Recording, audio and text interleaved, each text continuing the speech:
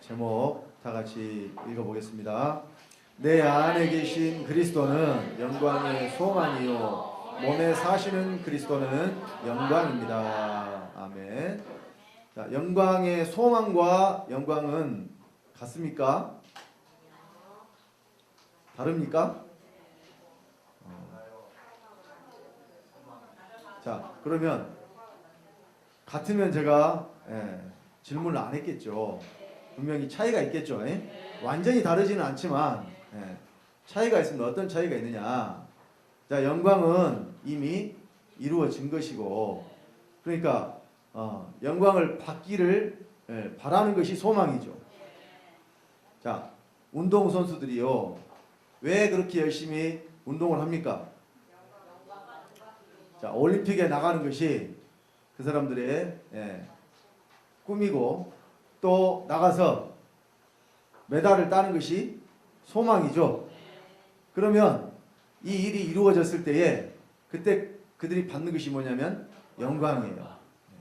그러니까 영광의 소망과 영광의 차이가 이렇게 아직 이루어지지 않은 것을 간절히 바랄 때에 이것을 우리가 소망이라고 하고, 그것이 이루어졌을 때에 그것을 영광이라고 하는 것입니다.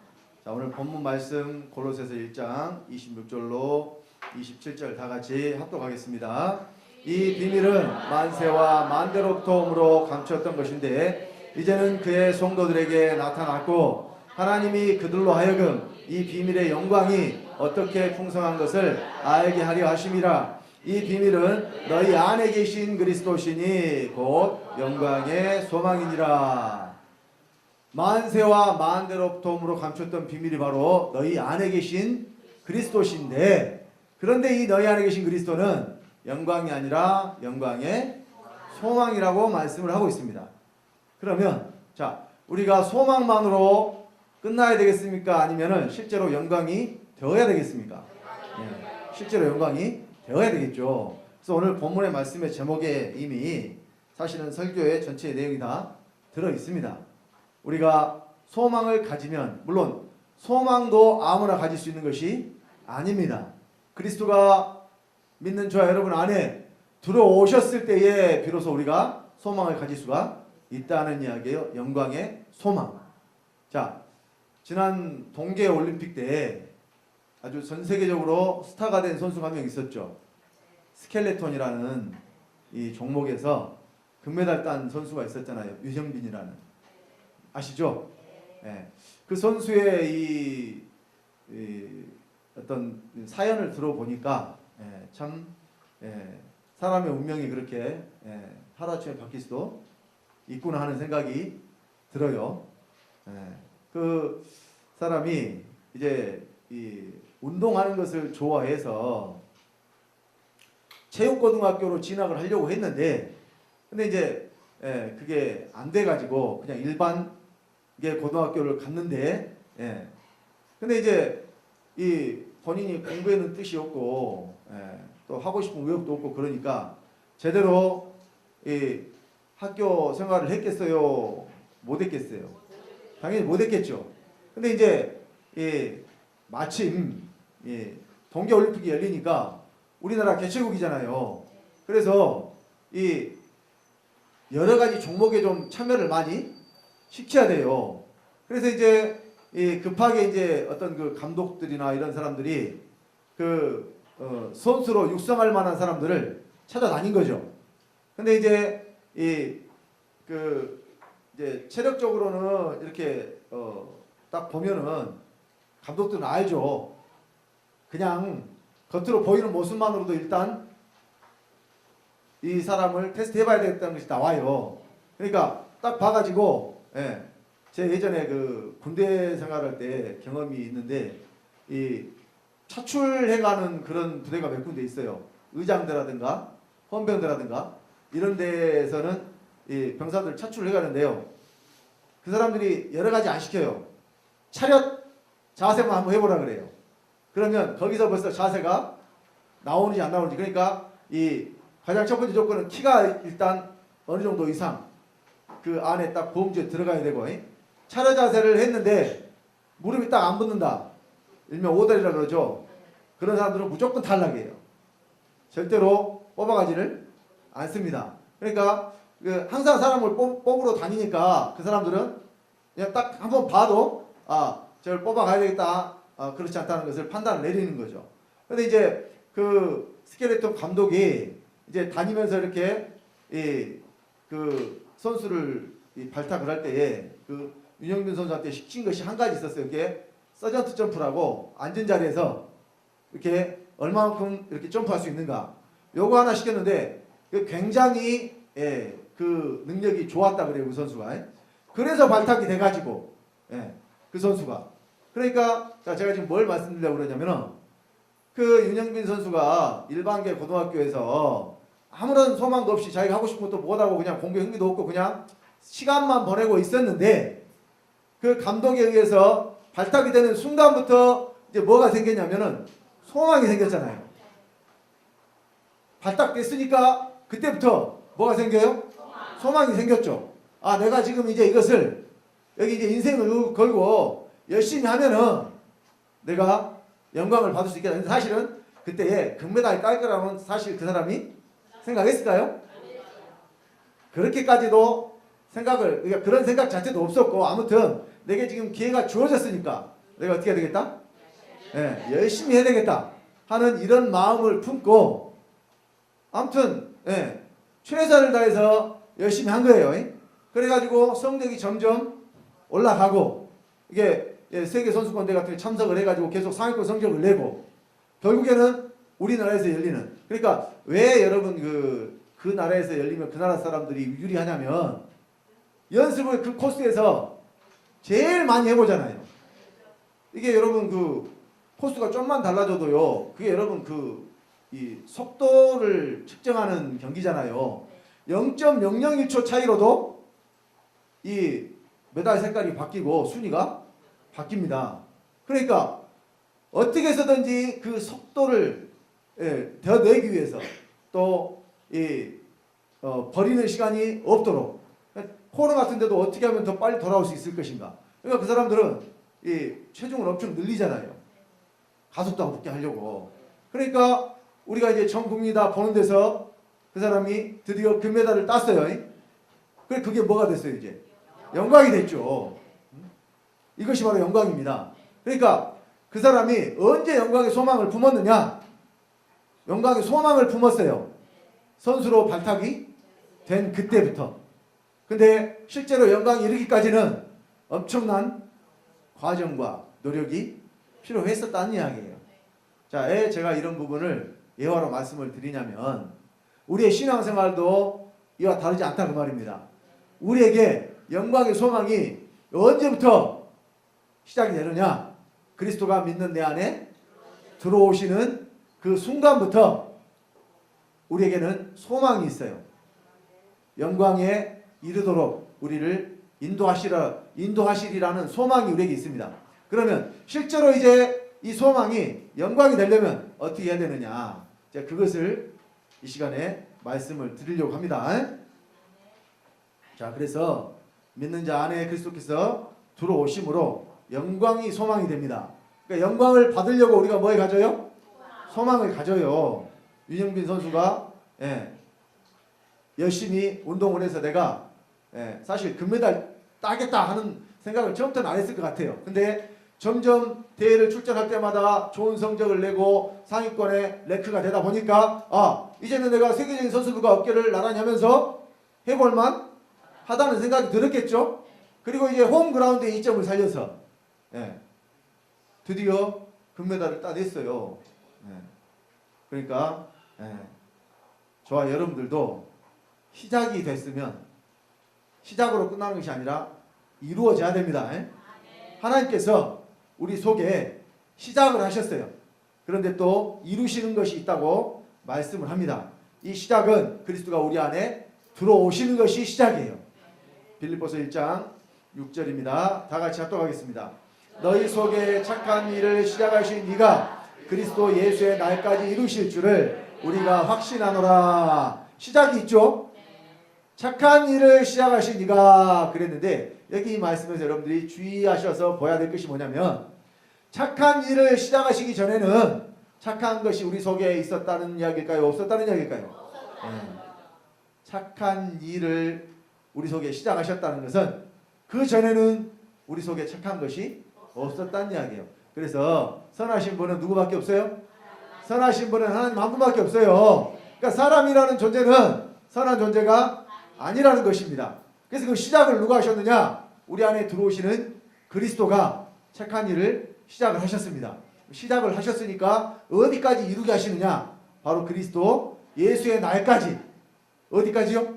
그리스도 예수의 날까지. 그러면 여기 이 날이 몇 년, 몇 월, 며칠 이 연월 일시를 말하는 것이 아니라는 것입니다. 성경이 말씀하고 있는 날은 상태를 말합니다. 상태.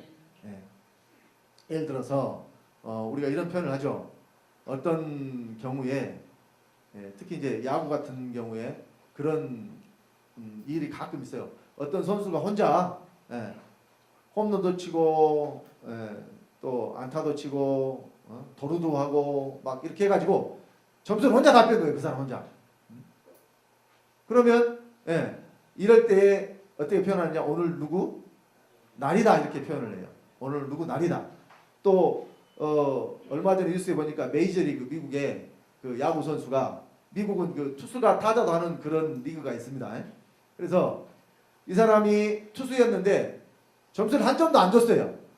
그러니까 0점으로 상대방이 점수를 한 점도 안 줬는데 그리고 타석에서는 자기가 홈런을 쳤어요. 그러니까 이때 0으로 이겼어요. 그 경기를. 그러니까 이 투수가 자기가 홈런 친 점수 1점하고 상대방 점수를 하나도 안 줘가지고 0점으로 막아서 자기가 낸 점수로 이기면서 완봉승을 했다고 뉴스에 나왔어요. 그러니까 누가 다 그 경기를 혼자서 처리해버린 거예요. 그 투수 혼자서 다 해버린 거죠. 그러면 이런 때 우리가 오늘은 누구의 날이야 이렇게 이야기하잖아요. 그러니까 그 사람이 모든 경기에 다 그냥 주도적으로 다 이끌어가면서 모든 이 승리의 이 주역이 되었다. 또 많은 기여를 했다. 이렇게 표현을 하는 것입니다. 그러면 그리스도 예수의 날은 어떤 날일까요? 이 그리스도 예수의 날은 어디에 이루어진 날일까요? 자, 시작이 어디서 시작이 됐어요? 너희 속에서 시작이 됐잖아요. 속에서 시작된 것이 이루어지는 것도 속에서만 이루어지는 것은 아니죠. 속에서 시작이 됐으니까 우리 몸에 이루어져야죠. 이것이 바로 그리스도 예수의 날이 이루어진다. 그러면 그리스도 예수의 날은 어떤 날이냐? 저와 여러분들이 그리스도 예수 되는 날이에요. 온전한 예수 되는 날이에요. 왜? 시작을 하셨기 때문에 이루어져야 되겠죠. 그래서 자 로마서 5장 28절에 주께서 땅 위에서 그 말씀을 이루사 필하시고 끝내시리라 하셨느니라. 말씀이 어디서 이루어진다고 그랬어요? 땅이라고 그랬죠. 여러분 성경에 땅을 말씀했을 때는 이 육체를 가진 사람을 말합니다. 육체를 가진 사람. 그걸 우리가 어떻게 알 수 있느냐? 창세기 3장에 범죄한 아담을 통해서 알 수가 있습니다. 잘 모르시는 분들을 위해서 찾아서 한번 읽겠습니다. 우리 창세기 3장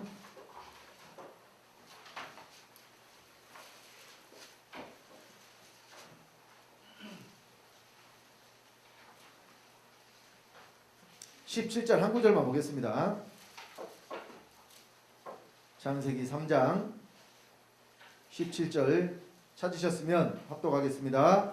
아담에게 이르시되 네가 내 아내의 말을 듣고 내가 너더러 먹지 말란 나무 실과를 먹었은즉 땅은 너로 인하여 저주를 받고 너는 종신토록 수고하여야 그 소산을 먹으리라. 자, 아담이 범죄했는데 저주는 무엇이 받았어요?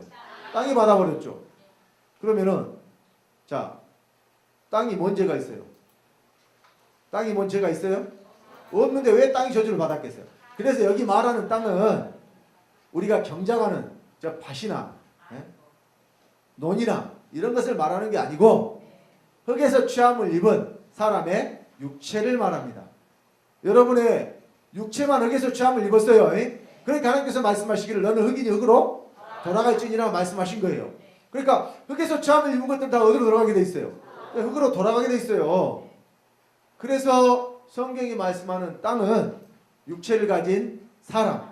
그래서 주께서 땅에서 그 말씀을 이루사 필하시고 끝내시리라 하신 말씀은 육체를 가진 사람을 통해서 하나님의 말씀을 이루시겠다는 뜻입니다. 그러니까 저와 여러분들이 얼마나 귀한 존재냐, 하나님 말씀을 이루어 드릴 수 있는 존재라니까요. 모든 사람에게 다 이루어지는 것은 아닙니다. 오직 믿는 자들에게, 또 그리스도가 안에 들어오셔서 착한 일을 시작하신 여러분 통해서 하나님의 말씀이 이루어진다고 말씀을 하고 있습니다. 그래서 이사야 55장 11절에 다 같이 합독하겠습니다. 내 입에서 나가는 말도 헛되이 내게로 돌아오지 아니하고 나의 뜻을 이루며 나의 명하여 보낸 일에 형통하리라. 하나님의 말씀은 반드시 이루어질 것이라고 말씀을 하고 있습니다. 자, 민수기 23장 19절도 합독하겠습니다.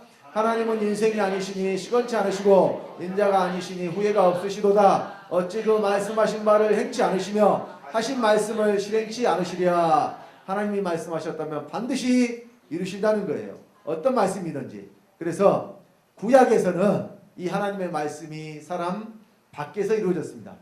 우리가 성경을 보면 말씀이 사람 밖에서 이루어졌다는 것을 알 수가 있어요. 근데 이것은 실제가 아니라 예표요 모형요 그림자라고 했습니다. 그러면 이제 새 언약 안에서는 이 말씀이 어디서 이루어지느냐? 바로 믿는 저와 여러분을 통해서 말씀이 이루어지게 돼 있어요. 여러분, 대표적으로 구약에는 건물을 성전으로 알았습니다. 사람들이.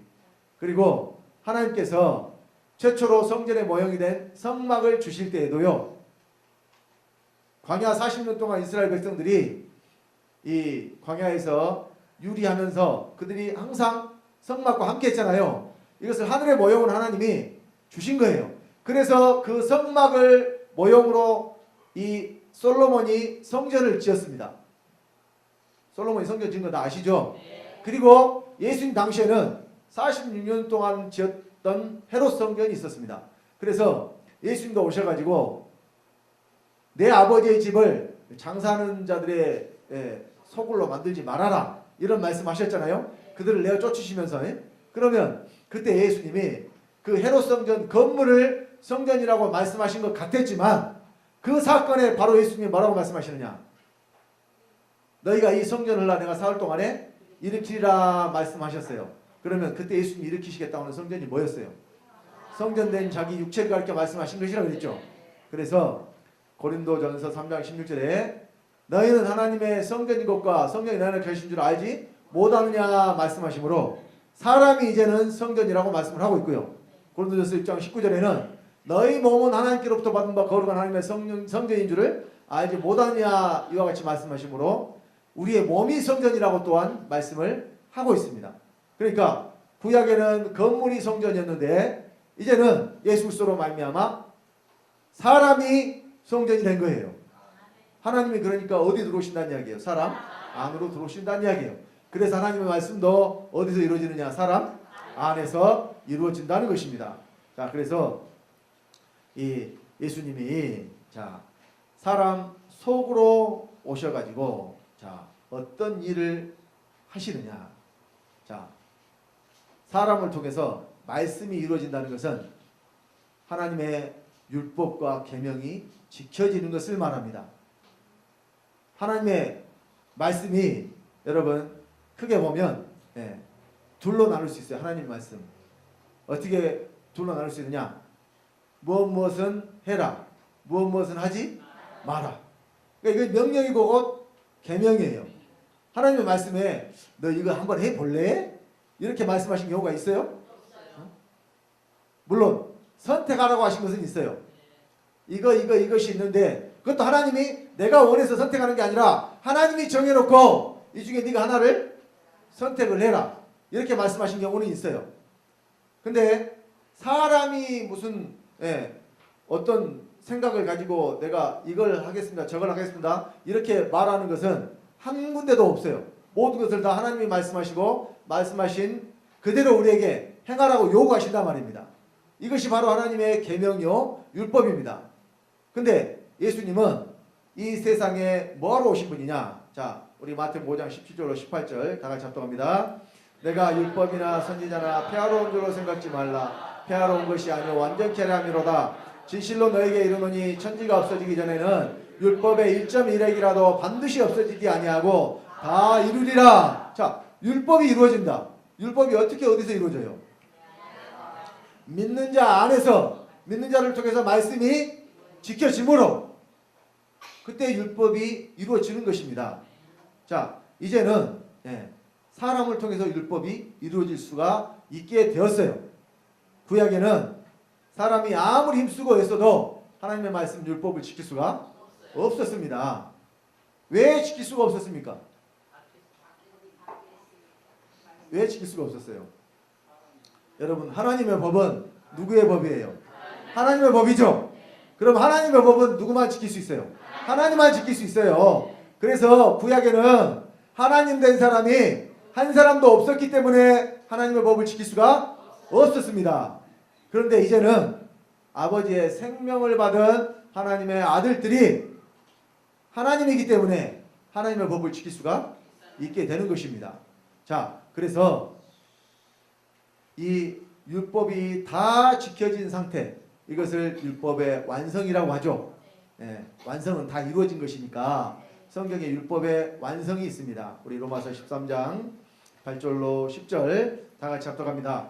피차 사랑이 되에는 아무에게든지 아무 빚도 지지 말라. 남을 사랑하는 자는 율법을 다 이루었느니라. 간음하지 말라, 살인하지 말라, 도적질하지 말라, 탐내지 말라 한 것과 그 외에 다른 계명이 있을지라도 내 이웃을 내 자신과 같이 사랑하라 하신 그 말씀 가운데 다 들었느니라. 사랑은 이웃에게 악을 행치 아니하나니 그러므로 사랑은 율법의 완성이니라. 무엇이 율법의 완성이에요?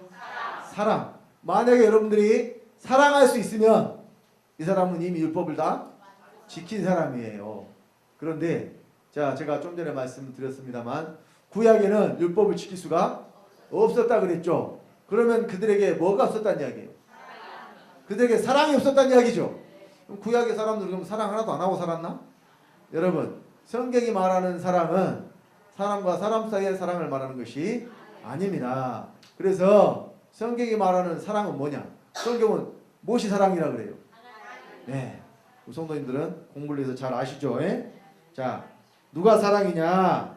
하나님이 사랑이에요. 자, 우리 요한일서 4장 16절 보겠습니다. 요한일서 4장 16절.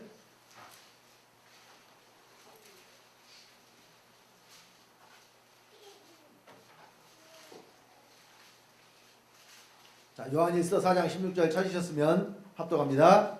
하나님이 우리를 사랑하시는 사랑을 우리가 알고 믿었노니 하나님은 사랑이시라. 사랑 안에 거하는 자는 하나님 안에 거하고 하나님도 그 안에 거하시느니라.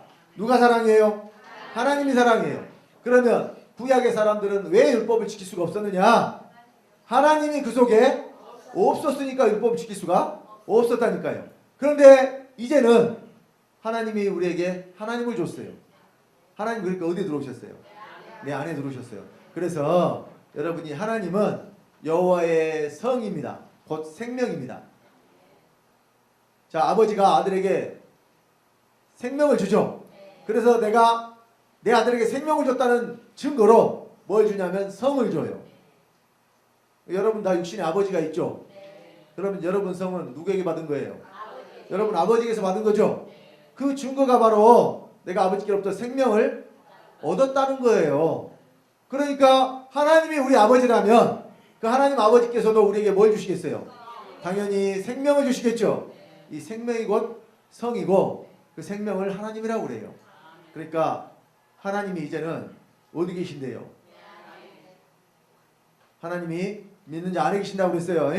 구약에는 믿는 자 안에 하나님 계신다는 말씀이 없어요. 그런데 이제는 하나님은 어디 계시느냐? 바로 믿는 자 안에 계신다고 말씀을 하고 있습니다. 자, 빌립보서 2장 13절 말씀 찾겠습니다. 빌립보서 2장 13절.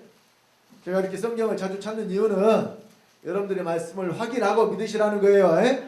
사람의 말이 아니라 하나님의 말씀이니까 말씀을 믿으시라는 겁니다. 빌립보서 2장 13절 다 같이. 너희 안에서 행하시는 일은 하나님이시니 자기의 기쁘신 뜻을 위하여 너희로 소원을 두고 행하게 하시라니. 하나님이 어디서 행하신다고요? 너희 안에서. 그러면 그냥 모든 사람 안에서 하나님 행하실까요? 자, 불신자들 속에는 그럼 하나님 계실까요? 또 교회는 다니지만 성경대로 하나님을 믿지 않는 자들에게 하나님이 계실까요? 절대 계실 수가 없습니다. 그래서 에베소서 3장 17절에 믿음으로 그리스도께서 너희 마음에 계시게 하시고 그랬는데, 성경대로 믿으면 그리스도는 어디 계셔야 되느냐?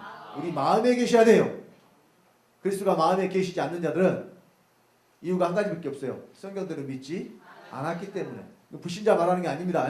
교회를 다녀도 그리스도가 안에 계시지 않는 이유는 한 가지밖에 없어요. 성경대로 믿지 않았기 때문에. 그래서 자, 이 믿는 자 안에 들어오신 하나님이 바로 누구냐? 그리스도예요. 로마서 9장 5절에 그리스도는 만물 위에 계셔 세세에 찬양받으실 하나님이시라 그랬는데, 이 세세에 찬양받으실 하나님이신 그리스도가 믿는 자 안에 들어옵니다. 우리가 성경대로 믿을 때에.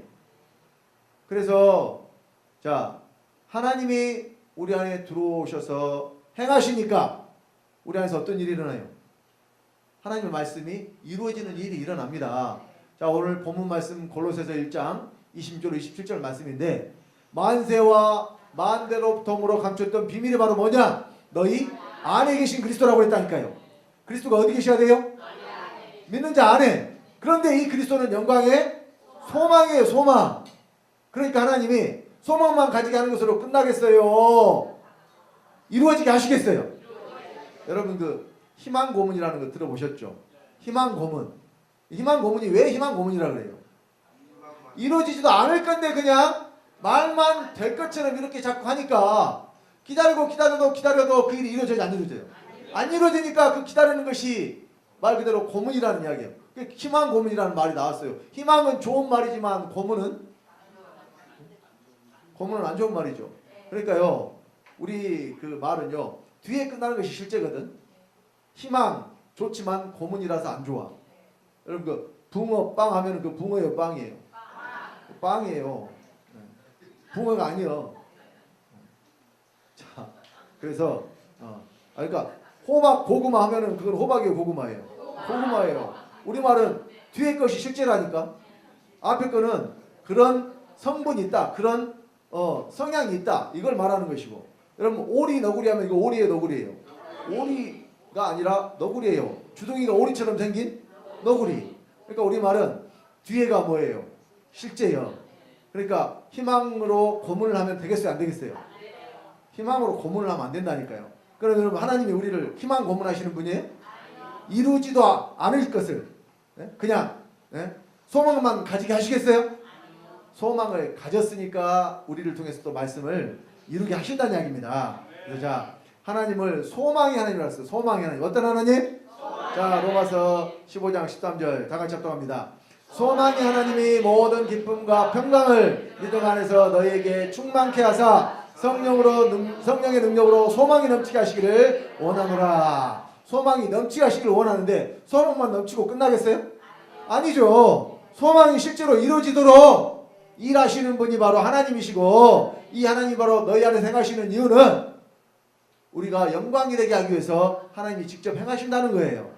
그래서 자, 고린도전서 9장 9절로 10절에 보면은 모세의 율법에, 그러니까 이제 사도 바울이 한 말씀입니다. 다 같이 합독합니다.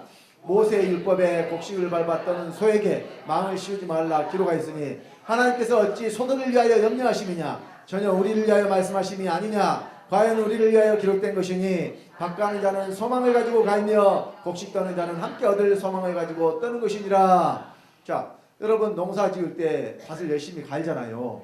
그러면 뭔 소망을 가지고 있어요? 가을에 이제 추수 때 되면은 열매를 얻을 것을 소망을 가지고 밭을 간다니까요. 이것이 소망을 가지고 하는 일이에요. 지금 이제 철이 모내기 철이 돼가지고 지금 막 일하느라고 분주해요. 다니다 보면 농사 짓는 분들 굉장히 지금 바쁠 때입니다. 그 농사를 짓는 그분들이 만약에 가을에 거둬들인 소망이 없다면 그 일 하겠어요, 안 하겠어요? 할 필요가 없죠. 마찬가지예요. 저와 여러분들도 소망이 있어요. 그러면 정확하게 씨 뿌리는 사람은 어떤 소망을 가진다고 그랬어요? 내가 뿌린 씨를 열매를 거둬서 수확할 수 있는 그런 소망을 가져요. 그러면 저와 여러분들은 어떤 소망을 가져야 되느냐? 뭣도 모르고 그냥 죽어서 천국 간다는 것이 소망이 아니라니까요. 그것이 이방 고문이요. 실제로 가면은 죽어서 가는 천국이 없는데 어떻게 가요? 없으면 가요? 모르는데 어떻게 가요? 똑같은 이야기야. 그 조세호라는 사람이 한때 그런 그 유행어로 왜 안 왔어? 그랬어요. 왜 안 왔어? 결혼식 있었는데 너 왜 안 왔어? 그러니까 모르는데 어떻게 가요? 아니 왜 안 왔냐? 모르는데 어떻게 가? 이 말이 우스갯소리로 하는 말이 아니라 여러분들도 모르면은 갈 수가 없다는 이야기예요. 알아야 간다는 이야기예요. 알아야. 그런데 가는 곳이 있어요? 오는 것이 있어요? 제가 질문을 이렇게 했어요. 가는 곳이 있어요? 오는 것이 있어요? 가는 곳이 없어요. 오는 것이 있어요. 우리가 하늘에 있는 영원한 초소에 갑니까? 하늘로 도는 초소로 덧입습니까? 성경은 우리가 죽어서 하늘로 가는 것이 아니라고 말씀을 하고 있어요. 하늘로 도는 영원한 초소로 덧입는다고 말씀을 하고 있고, 또 예수님께서 하나님 나라가 어디 이루어진다고 말씀하셨어요?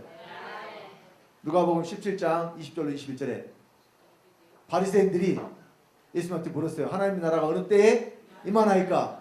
예수께서 대답하여 가라사대 하나님의 나라는 여기 있다 저기 있다 못하리니 바로 너희 안에 있느니라. 바로 사람 속에 하나님 나라가 이루어질 것을 말씀을 하셨습니다. 그러면 하나님 나라가 언제 이루어져야 돼요? 지금 이루어져야죠. 지금. 그럼 하나님 나라가 어떻게 이루어지느냐? 하나님이 내 안에 들어오셔서 이루어져요. 그러니까 하나님은 어디 계셔야 돼요? 내 안에 계셔야 돼요. 그래서 내 안에 들어오신 하나님이 바로 그리스도예요.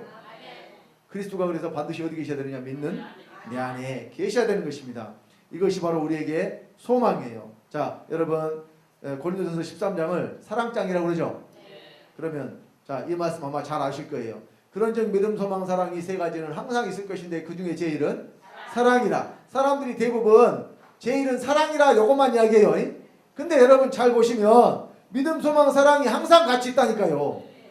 사랑만 있을 수가 없어요. 그러니까 우리에게는 믿음도 있어야 되고 소망도 있어야 되고 사랑도 있어야 된다는 이야기예요. 근데 물론 그 중에 제일이 사랑이지만 믿음과 소망이 없이 여러분들에게 사랑이 이루어질 수가 없다는 이야기입니다. 하나님은 우리에게 믿음을 주시고 또 소망을 갖게 하시고 최종적으로 율법의 완성인 사랑이 이루어지게 하시는 거예요. 이 세 가지가 항상 함께 있어야 하나님의 말씀이 이루어진다는 것입니다. 자, 그래서 소망도 그냥 내가 생각만 하고 있는 것이 아니에요. 실제로 그리스도가 내 안에 들어오심으로 이것이 소망이에요. 그러니까 제가 좀 전에 예화로 윤영빈 선수 이야기를 했지만 그가 그냥 고등학교 일반계 인문계 고등학교 다니는 그런 학생으로서는 소망이 조금도 없었는데 선수로 발탁된 그 순간부터 이 사람에게 뭐가 생겼어요? 소망이 생겼다니까요. 소망이. 그래서 영광에 이르기까지. 자, 그래서 소망은 바라는 것이요 영광은 나타나는 것입니다. 소망은 바라는 것인데 바라는 것만으로 이루어질 수는 없죠. 자, 이 소망이 영광이 되기까지 저와 여러분들에게 많은 일들이 있습니다. 자, 우리가 구원을 무엇으로 얻었다고 하느냐? 소망으로 구원을 얻었다고 해요. 자, 로마서 8장 24절 25절 다 같이 우리가 소망으로 구원을 얻었음에 보이는 소망이 아니니 보는 것을 누가 바라리요? 만일 우리가 보지 못하는 것을 바라면 참음으로 기다릴지니라. 자, 여기 바라는 것이 뭐냐면 소망이에요.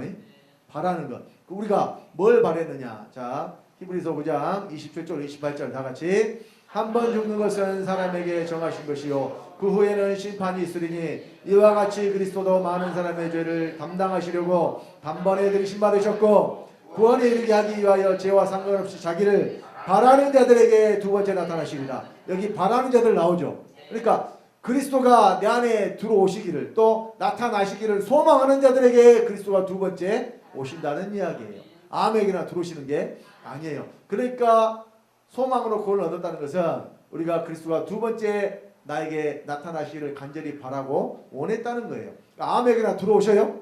그리스도가? 원하지 않는데 들어오실까요? 그러니까 주님은 문 밖에 서서 두드리신다 그러잖아요. 언제까지? 문을 열고 주님을 맞아 들으실 때까지. 주님이 강제로 그냥 팍 밀고 들어오시는 게 아니란 말입니다. 또 능력으로 얼마든지 들어오실 수 있지만 그렇게 하지 않으신다는 이야기예요.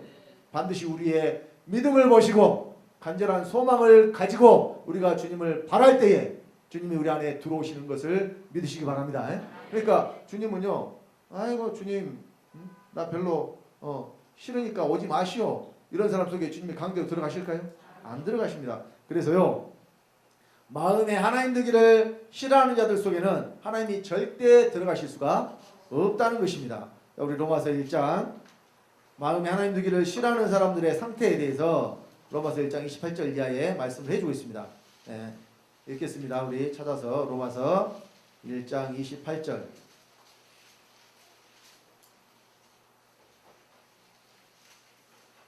네, 32절까지입니다. 로마서 1장 28절로 32절. 네, 다같이 합독합시다. 또한 저희가 마음에 하나님 되기를 싫어하며 하나님께서 저희를 그 상실한 마음대로 내어버려두사 합당치 못한 일을 하게 하셨으니 곧 모든 불의, 추악, 탐욕, 악의가 가득한 자요, 시기살인, 분쟁, 사기, 악독이 가득한 자요, 수근수근하는 자요, 비방하는 자요, 하나님의 미워하시는 자요, 능욕하는 자요, 교만한 자요, 자랑하는 자요, 악을 도모하는 자요, 부모를 거역하는 자요, 우매한 자요, 배역하는 자요, 무정한 자요, 무자비한 자라. 저희가 이 같은 일을 행하는 자는 사형에 해당하다고 하나님의 정하심을 알고도 자기를만 행할 뿐 아니라 또한 그 일을 행하는 자를 옳다 하느니라. 여러분, 여기는 구원받지 못한 자들의 상태예요. 왜? 마음에 하나님 되기를 싫어함으로. 그러니까 싫어하는 자들 속에는 하나님이 강제로 들어가시지를 않는다니까요. 죄가 있어도 주님이 내게 오시기를 간절히 바라는 자들에게는 주님이 오셔요. 그러니까 여러분, 죄와 상관없다니까요. 죄 없는 사람이 어디가 있어요? 그러니까 내가 죄인이니까 주님이 안 들어오신다, 천만의 말씀이에요. 내가 죄인이니까 주님이 나를 구원하시러 내게 들어오신다니까요. 그러니까 그러면은 구원받으려고 죄를 더 지으란 소리냐? 지금까지 지은 것이 여러분들에게 좋게요. 지금까지 지은 죄가 여러분들에게 좋다니까요. 그러니까 은혜를 다하려고 죄에 가하거든요. 그럴 수 없느니라 그랬죠. 죄가 많은 곳에 은혜가 넘쳤다 그러니까 그러면 나 은혜 많이 받아야 되니까 죄를 더 지어야 되겠다, 이런 이야기가 아닙니다. 이미 여러분들이 지은 죄가 충분해요. 죄인임을 깨달아 알기에. 그러면 여전히 지금도 나는 죄 별로 안 지었는데, 나 죄 별로 안, 이런 분은 문제가 심각한 분이에요. 자기가 죄인임을 깨달아 알지 못한, 그러니까 주님이 오시지를 않아요. 왜? 주님은 죄인을 구원하러 오시는 분인데. 그래서 자, 우리가 이 소망으로 구원을 받았고 우리가 이 보지 못하는 것을 바란다고 했을 때에 이 육체에 속한, 세상에 속한 것을 바라는 것이 아니라는 이야기입니다. 우리는 영에 속한, 또 하늘에 속한 신령한 것들을 바라보고 믿습니다.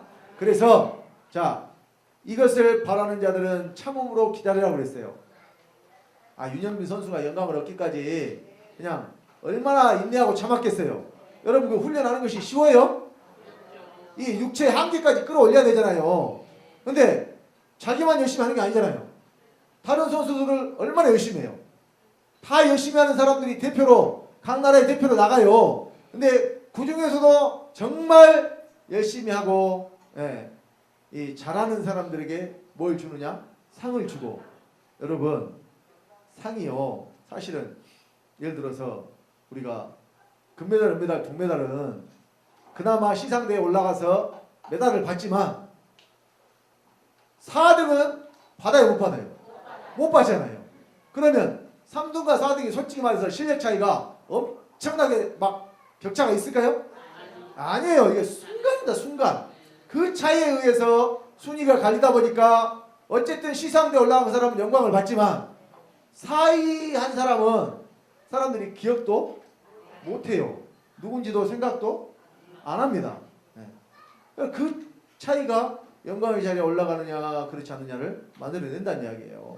제가 이제 비유를 경계하는 것으로 했습니다만은 우리도 경계하는 자라고 말씀을 하고 있잖아요. 사도 바울이. 다른 전하는 자가 상업계에서 다 한 방향으로 가서 다른 길 치면은 가장 먼저 들어간 사람이 한 사람만 상을 받지 누구나 다 상을 받는 게 아니라니까요. 그러니까 우리 애들이요 나를 닮아서 달리기를 잘 못하는 것 같아요. 그래서 제가 운동신경이 별로 없어요. 그래가지고 우리 애들이 달리기 해가지고 1등에서 상 받아온 적이 한 번도 없어요. 제가 초등학교 때 그랬거든. 한 번도 그거에서 상 받아본 적이 없어요. 그러니까 우리 딸이 초등학교 때 운동해가지고 달리기 했는데 몇 등 났냐 그러니까 4등 났대요. 몇 명 달렸냐 그러니까 5명 달렸다고. 그래도 꼴등은 안 했어. 그 뒤에 저보다 더 못 달리는 애가 한 사람 있었기 때문에. 근데 자 어쨌든 1, 2, 3등 안에 들어가야 연필이라도 한 자루. 지금 이제 그런 것도 안 주는 것 같은데 옛날에 우리 때는 그랬어요. 연필 하나 공책 하나 뭐 이렇게 뭐 이런 식으로 상품을 줬는데 그걸 못 받아왔어요. 자 그러면 제가 왜 이제 이런 말씀을 드리느냐. 우리가 영광을 받기 위하여 무엇도 함께 받으라 그랬느냐. 고난도 함께 받으라고 했다는 사실입니다. 로마서 8장 17절 봅니다. 17절 로마서 8장 17절 자 다같이 합독합니다. 자녀이면 또한 후사 곧 하나님의 후사요 그리스도와 함께한 후사니 우리가 그와 함께 영광을 받기 위하여 고난도 함께 받아야 될 것이니라. 영광을 받으려면 무엇도 함께 받아요? 고난도 함께 받아야 돼. 그러니까 영광만 따로 받을 수 있는 경우가 없다니까요. 반드시 그 영광이 이르기까지는 그 고난의 시간이 반드시 우리에게 있어야 됩니다. 그래서 우리가 걷는 길이 십자가의 길이라고 그러잖아요. 십자가의 길이 고난의 길입니다. 여러분 이 세상에 사는 것 자체가 고난이에요. 세상 사람들은 그냥 아무 겨를낌 없이 그냥 뭐 자기 하고 싶은 대로 다 하잖아요. 근데 우리는 세상 법에 어긋나는 것이 아닐지라도 하나님의 말씀에 어긋나는 거니까 안 한단 말이에요. 말씀을 지키고자 하는 것 자체가 사실은 고난이에요. 세상에 살기 때문에. 그래서 저와 여러분들이 가는 길이 십자가의 길임을 명심하시고 옛사람을 죽이는 거라니까요. 그래야 우리가 새 생명으로 하늘에 속한 자 형상을 입을 수가 있는 것입니다. 그래서 자 이제 이 영광의 소망을 우리가 가졌으므로 이제는 영광에 이르러야 되고 이 영광은 뭐냐면 나타남이에요. 영광은 뭐라고요? 영광은 속에 있는 것이 아니라 나타남이에요. 그러니까 그리스도가 우리 안에 들어오셨을 때는 그것이 영광의 소망이었죠. 소망이었기 때문에 아직은 나타나지 않았습니다. 그런데 이제는 나타나는 것이 영광이에요. 자, 그래서 이사야 40장 5절에 여호와의 영광이 나타나고 모든 육체가 그것을 함께 보리라. 대저 여호와 이미 말씀하셨느니라. 이 여호와의 영광이 나타나신 분이 누구냐면 바로 예수 그리스도예요. 여호와의 영광이 나타나신 분. 왜 예수님은 그러면 여호와의 영광이 나타나신 분이냐? 그분에게서는 오직 아버지의 생명만 나타났기 때문에 예수님에게서는 철저하게 아버지의 생명만 나타났어요. 그러니까 그분이 하시는 모든 일을 통해서 아버지가 영광을 받으신 거예요. 또 아버지의 이름을 영광스럽게 하신 겁니다. 그래서 요한복음 10장 28절에 다 같이 합독합니다. 아버지여 아버지의 이름을 영광스럽게 하옵소서 하시니 이 하늘에서 소리가 나서 가로되 내가 이미 영광스럽게 하였고 또다시 영광스럽게 하리라 하신대. 자, 아버지가 예수님을 통해서 이미 영광스럽게 하였어요. 또다시 영광스럽게 하는 것은 이제 믿는 저와 여러분을 통해서 저와 여러분이 아버지의 생명으로 살 때에 그 아버지의 생명이 우리 몸을 통해서 나타날 때에 그때 아버지가 영광을 받으시는 줄 믿으시기 바랍니다. 그래서 여러분 이 구약에는 여호와의 영광이 나타나면요 사람들이 그걸 바로 쳐다볼 수가 없었어요.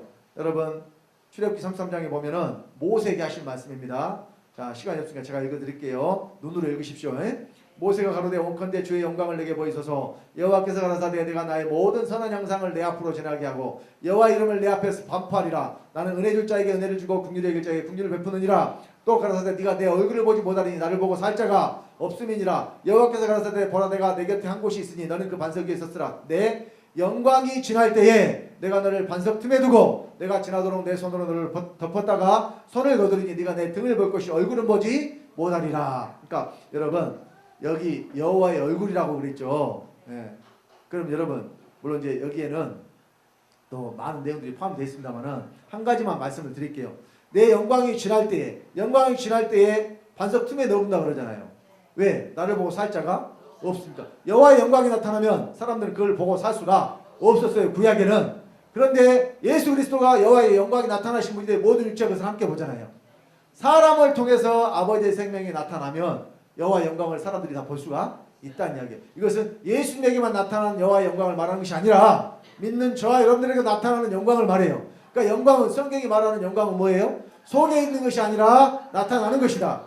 어떻게 나타나야 되느냐? 우리의 몸을 통해서 나타나는 거예요.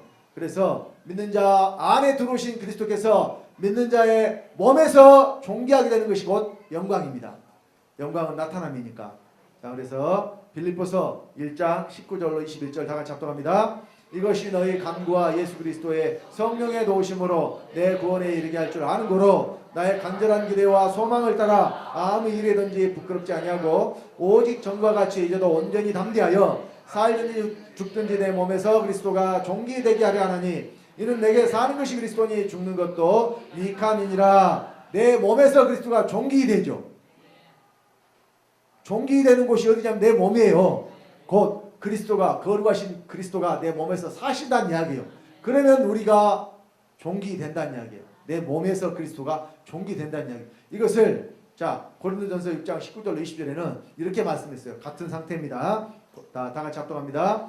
너희 몸은 너희가 하나님께로부터 받은 바 너희 가운데 계신 성령의 전인 줄을 알지 못하느냐. 너희는 너희의 것이 아니라 값으로 산 것이 되었으니 그런즉 너희 몸으로 하나님께 영광을 돌리라. 자, 여기는 영광을 돌릴 때 무엇으로 돌려요? 몸으로 돌리죠. 어떤 몸으로 하나님께 영광을 돌릴 수가 있겠어요? 죄 짓는 몸으로? 네?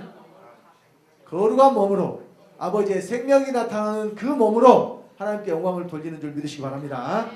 그래서 자 로마서 12장 1절에 다 같이 또 합독합니다. 그러므로 형제들아 내가 하나님의 모든 자비하심으로 너희를 권하노니 너희 몸을 하나님이 기뻐하시는 거룩한 산 제사로 드리라. 이는 너희의 드릴 영적 예배니라. 우리 몸을 하나님이 받으시도록 드리라고 그러잖아요. 근데 이 제사는 이제 피를 흘리는 제사가 아니라 산 제사다. 그것도 거룩한 산 제사다. 곧 이 말씀은 우리의 몸이 거룩한 제물이 된다는 이야기예요. 하나님께 드림받을 수 있는 몸이 된다는 이야기예요. 그러면 우리 몸이 어떻게 돼야 되느냐? 그리스도의 몸과 똑같이 되어야 돼요.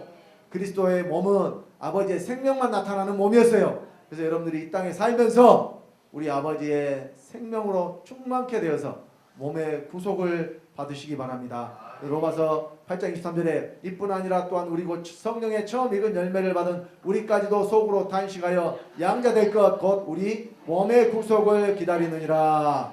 몸의 구속은 한 번에 이루어지는 것이 아닙니다. 내 몸에서 그리스도가 존귀 될 때에 이것이 바로 몸의 구속이 되는 것입니다. 그래서 골로새서 3장 1절로 4절 자 제가 읽겠습니다. 그러므로 너희가 그리스도와 함께 다시 살리심을 받았으면 위의 것을 찾으라. 거기는 그리스도께서 하나님 우편에 앉아 계시느니라. 위의 것을 생각하고 땅의 것을 생각지 말라. 이는 너희가 죽었고 너희 생명이 그리스도와 함께 하나님 안에 감췄음이니라. 우리 생명이신 그리스도께서 나타나실 때에 너희도 그와 함께 영광 중에 나타나리라. 저기 4절 말씀만 주목해서 좀 보시기 바랍니다.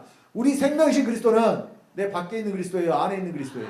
생명이니까 안에 있는 그리스도죠. 근데 그리스도께서 나타나신다고 했어요. 나타나셔. 내 안에 계신 그리스도가 나타나면 어디로 나타나겠어요? 내 밖으로 다시 나와서? 천만의 말씀이에요. 내 몸에서 나타나요. 그러면 너희도 그와 함께 영광 중에 나타나. 우리도 영광 중에 나타나려면 그리스도가 내 안에서 내 몸에 사셔야 그와 함께 영광 중에 나타날 수 있는 줄 믿으시기 바랍니다. 그러기 위해서는 여러분들이 뭘 하셔야 되느냐? 자, 골로새서 3장 5절로 8절 다 같이 그러므로 땅에 있는 지체를 죽이라. 곧 음란과 부정과 사욕과 악한 정욕과 탐심이니 탐심은 우상숭배니라. 이것들을 인하여 하나님의 진노가 임하느니라. 너희도 전에 그 가운데서 할 때에는 그 가운데서 행하였으나 이제는 너희가 이 모든 것을 벗어버리라. 곧 분가하여 해방과 너희 입에 부끄러운 말이라. 땅에 있는 지체를 죽여야 된다는 이야기예요. 또 모든 것 악한 것들을 벗어버리라는 이야기입니다. 그래야 우리가 영광 중에 나타날 수가 있다는 이야기입니다. 그래서 골로새서 3장 9절로 10절에 다 같이 합동합니다. 너희가 서로 거짓말을 말라. 옛사람과 그 행위를 벗어버리고 새 사람을 입었으니 이는 자기를 창조하신 자의 형상을 쫓아 지식에까지 새롭게 하심을 받는 자니라. 저 여러분들이 새 사람을 입었어요. 그럼 이제 새 사람 돼야죠. 입기만 옷처럼 우리가 입었다 벗었다 하는 것이 아니라는 이야기입니다. 무슨 말인지 아시겠어요? 네. 그래서 자, 여러분들에게 안에 오신 그리스도는 영광의 소망이라고 그랬습니다. 그러면 이것이 소망으로만 끝나면 안 되고 반드시 나타남으로 영광이 돼야 됩니다. 그러면 이 영광이 바로 여러분들의 영광의 기업이 돼요. 영원히 여러분들 누리고 살 수 있는 유업이 됩니다. 이 기업을 얻는 자들이 곧 후사가 돼요. 자녀면 후사, 또 그리스도 함께한 후사니 너희가 영광을 받게 하여 고난도 함께 받아야 될 것이라는 말씀이 이 땅에서 주님으로 사는 것이 여러분 얼마나 어려워요. 쉬운 일이에요? 세상에 유혹이 얼마나 많습니까? 그러면 세상 유혹대로 그냥 살아버리면 쉬워요. 근데 이제 불구덩이에 들어가야 돼요. 그렇게 살면. 그러나 여러분들이 주님으로 말미암아 세상의 정욕적인 것, 쾌락적인 것, 육신적인 것들을 다 이기고 여기서 주님으로 나타내면 이것이 여러분들의 영원한 기업이 되고 유업이 되고 또 하나님 나라가 여러분 안에 이루어지는 것입니다. 그래서 우리 사랑하는 주학교 성도님들은 한 번도 빠짐없이 이 유업의 상을 다 받아 누리시기를 예수 그리스도 이름으로 간절히 축원드립니다. 네, 기도하겠습니다. 아버지 하나님, 주님의 은혜를 감사드립니다. 그리스도가 내 안에 들어오시는 것은 우리에게 영광의 소망이요, 또 그리스도가 우리 몸에 사시고 내 몸에서 종기 되는 것은 우리에게 영광이라고 이 시간 귀한 말씀 전했습니다. 사랑하는 우리 주학교 성도님들, 이 말씀들의 실제가 되게 하심으로 이 땅에서 우리 아버지의 후사가 되게 하시고 하나님 나라가 이루어지는 놀라운 역사가 일어날 수 있도록 주님 붙잡으시고 인도하시고 함께하여 주시옵소서. 말씀 가운데 함께하신 주님께 감사를 드리며 주 예수님으로 말미암아 주 예수님의 생명을 받고 주 예수가 된 하나님의 아들 주성대 목사가 기도드렸습니다.